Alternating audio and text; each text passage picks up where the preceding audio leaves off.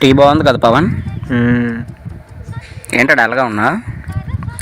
అదేం లేదురా, నేను నైట్ ఒక కల వచ్చింది, దాని గురించి ఆలోచిస్తున్నా. ఏం కలరా బాబు, ఇలాంటి కళ్ళు నీకే వస్తాయి. మ్మ్. ఏం కళ వచ్చింది? మ్మ్. సరే చెప్పకూడదంటే చెప్పుకో. అలా ఏం లేదులేరా.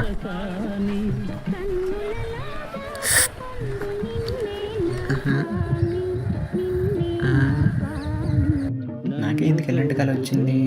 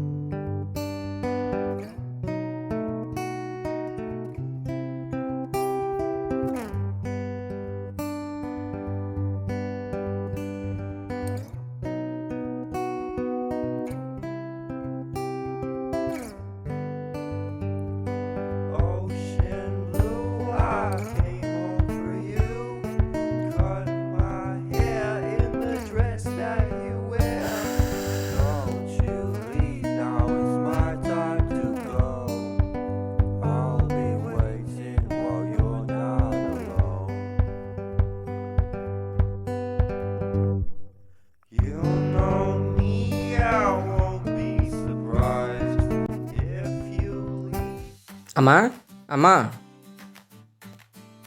ఏంటి పెద్దోడా, ఇక్కడే ఉన్నానుగా, అరుస్తావేంటి? అరవట్లేదమ్మా. సరే కానీ ఏం చేస్తున్నావు? ఉప్మా చేస్తున్నాను పెద్దోడా, ఉండు ప్లేట్లు పెట్టి తీసుకొస్తా, తిందు గాని.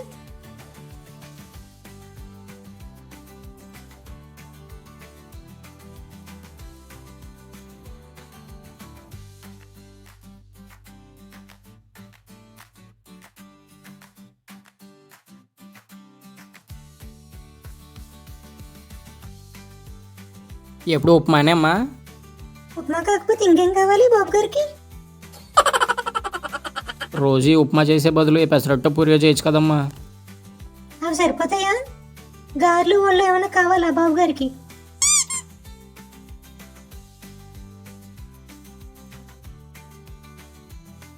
వర్షానికి సరిపోతుందా, మిగిలిన తర్వాత చదువు కానీ.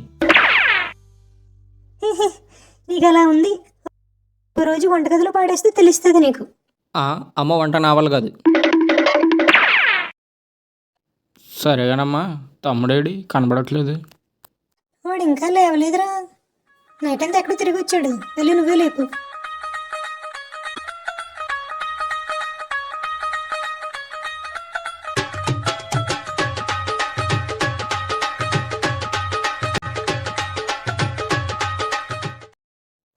టైం 10 అవుతుంది, పంది పడుకున్నట్టు పడుకున్నాడు అతవా.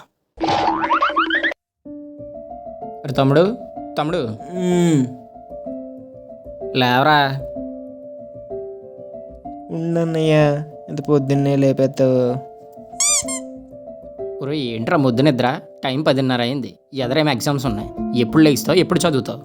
లేగు. ఉన్నాను, ఎంత పొద్దున్నే ఏం చదువుతాను, కాసేపు పడుకుంటాను. ఒరే ఇలా అయితే నువ్వు లేవగానే, అమ్మా అమ్మా ఎక్కడున్నావే? ఏంట్రా పెద్దోడా? ఏంటమ్మా ఎంత బద్ధకంగా తయారు చేసావు, ఎంత లేపినా లేవట్లేదేంటి వీడు? ఈ జుట్టు ఏంటి, ఈ గడ్డం ఏంటి? ఎవరైనా చూసారనుకో ఈడినా కానీ అనుకుంటారు, నన్ను ఈడి కానీ అనుకోరు. సర్లేరా, పడుకొని అలసిపడి పాపం. నువ్వు ఇలా వెనకేసుకు రాబట్టి ఈడు ఇలా తయారయ్యాడు. సర్లేరా, వదిలే, చిన్నపిల్లడు.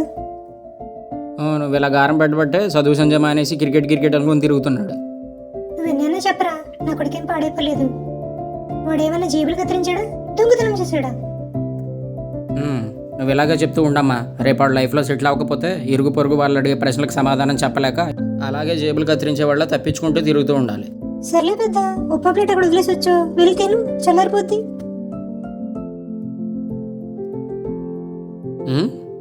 సర్లే.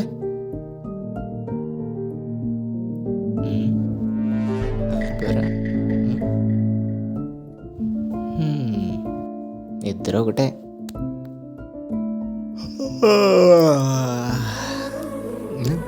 ఇది ఫోడేది ఎక్కడున్నా? హలో, వస్తున్నా.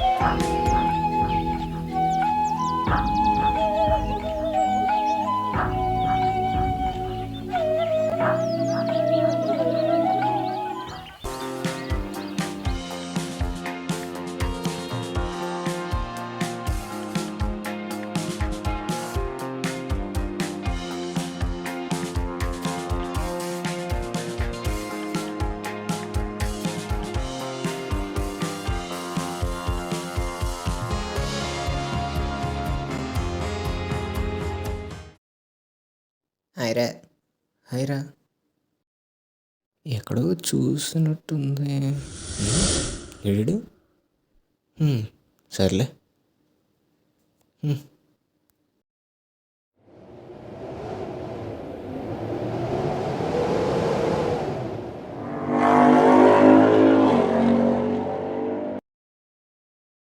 ఎవరితను నాకెందుకు హాయ్ చెప్పాడు ఎక్కడో చూసినట్టు అనిపిస్తుంది. స్ట్రైక్ అవ్వట్లేదు. ఎవరై ఉంటాడు. ఎవరు ఆలోచిస్తే తెలిసినగా అనిపిస్తుంది. కానీ ఎందుకని గుర్తించలేకపోతున్నాను. ఎందుకు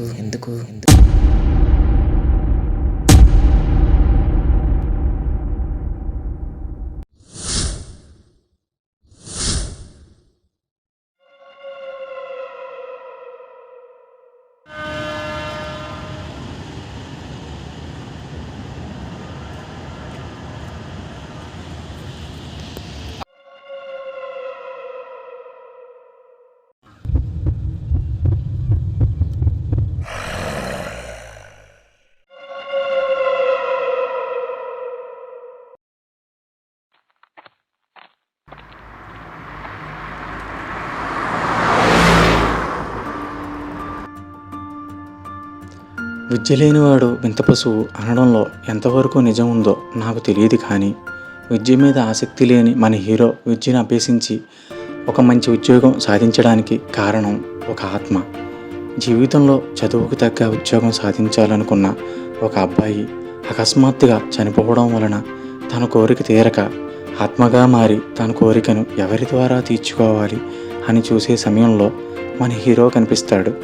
తనను ఎలా ఆవహించాలి అనుకునే సందర్భంలో ఒక అనుకోని సంఘటన ద్వారా ఆ ఆత్మ మన హీరోని ఆవహించి తనను సాధించాలనుకున్నది మన హీరో ద్వారా సాధించి తన కోరికను తీర్చుకోవడమే కాకుండా మన హీరో లైఫ్లో సక్సెస్ అయ్యేలా చేసింది.